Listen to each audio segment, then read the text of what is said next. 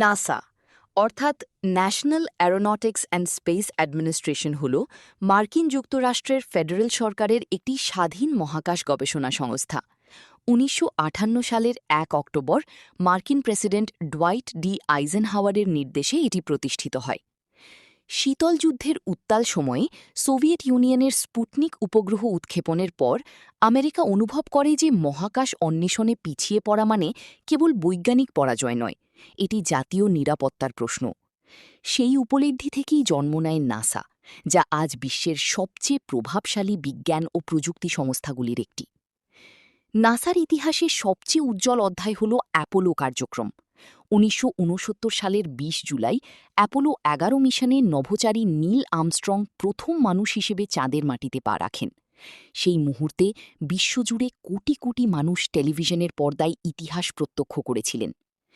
১৯৭২ সাল পর্যন্ত মোট ৬টি অ্যাপোলো মিশনে ১২ জন মানুষ চাঁদে অবতরণ করেছিলেন, যা আজও মানব মহাকাশ ইতিহাসের সর্বোচ্চ সাফল্য। লাল গ্রহ মঙ্গলকে ঘিরে নাসার আগ্রহ শুরু থেকেই তীব্র। ১৯৭৬ সালে ভাইকিং ১ প্রথমবার মঙ্গলের মাটিতে অবতরণ করে।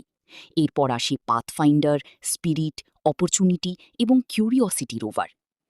২০২১ সালে পার্সিভিয়ারেন্স রোভার মঙ্গলে অবতরণ করে এবং সেখানে প্রথমবারের মতো ইনজেনিউইটি হেলিকপ্টার উড়িয়ে পৃথিবীর বাইরে মোটর চালিত উড়ানের ইতিহাস তৈরি করে।